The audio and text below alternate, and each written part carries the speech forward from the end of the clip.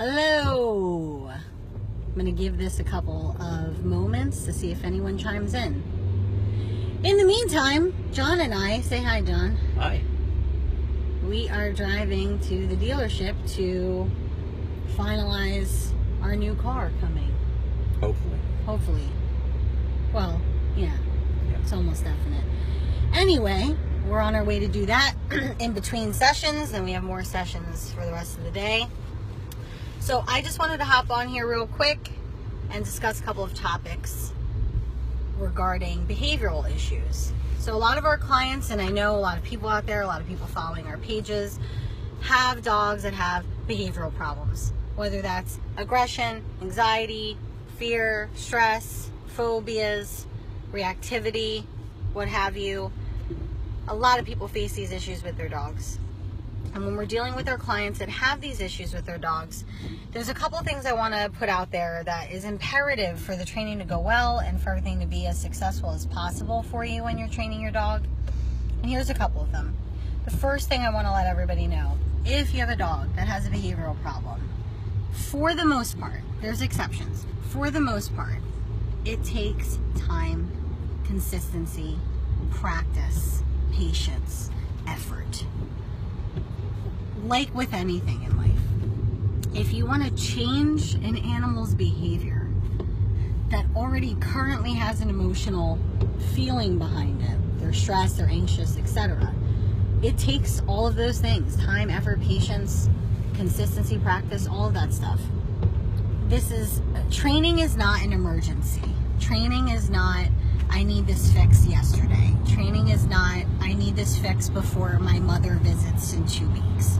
It just doesn't work that way. I wish it did. I wish we had, Harry Potter wands so we can make it all better. Well, we can buy Harry Potter wands. You can get them on like Amazon and stuff. Yeah, I almost want to carry that around. But, does it sound laborious? Sure. And is it sometimes? Sure.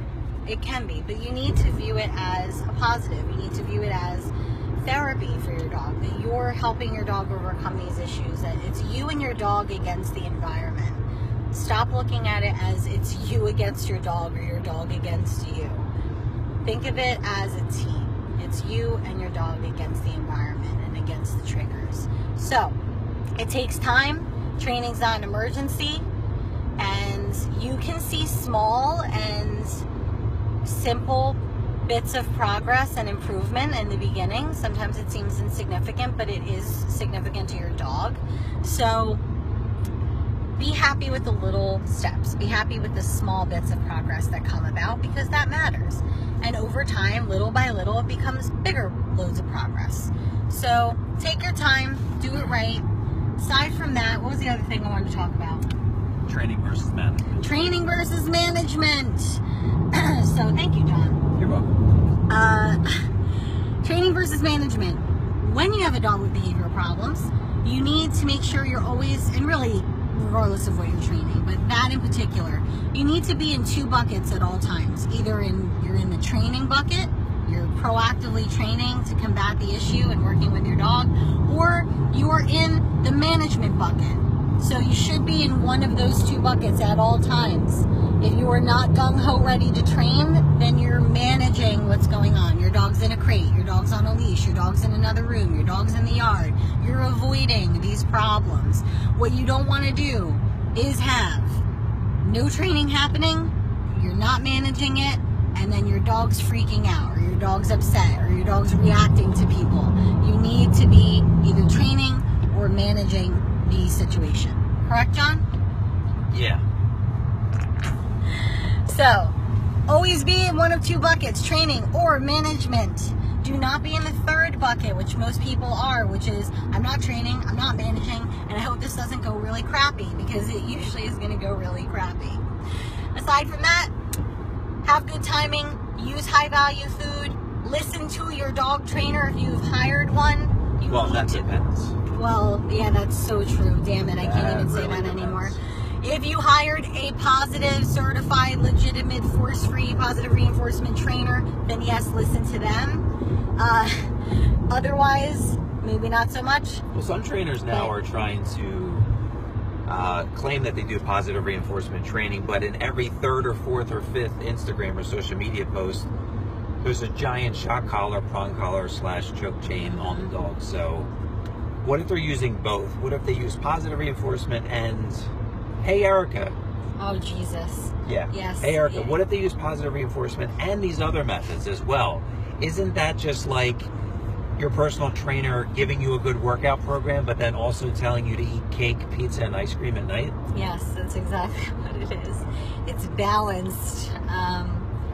So yeah, that's a whole nother post. Yeah, but that was a quick hey, Erica. Yeah, I like that. Thank you, John's hey Erica bit. But yeah,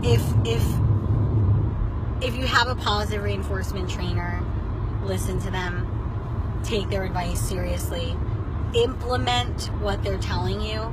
So the training program is only as good as those implementing it and how much you're practicing. If you've practiced it 0 times or once or twice, it's not going to work. You have to have consistency. So get on out there, train your dogs, people. And if you have a dog with a behavioral problem that you're having trouble with, hire a professional, hire somebody in your area to help come over, a positive reinforcement trainer to help you that has experience with behavior modification and can help you with this. It may be expensive, right? Most of the time people think it's expensive, and it is. I mean, it can be more than a couple bucks, but it's the same as hiring a good lawyer, a good therapist, a good accountant. Sometimes you pay for what you get, people. So make that investment in your dog to help lower their stress and make their lives better, and AK also make your lives better. So should we hire a behaviorist? Like, should people just go out and hire a behaviorist?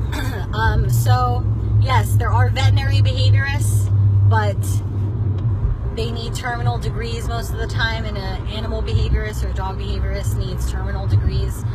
That's a whole nother post as well. So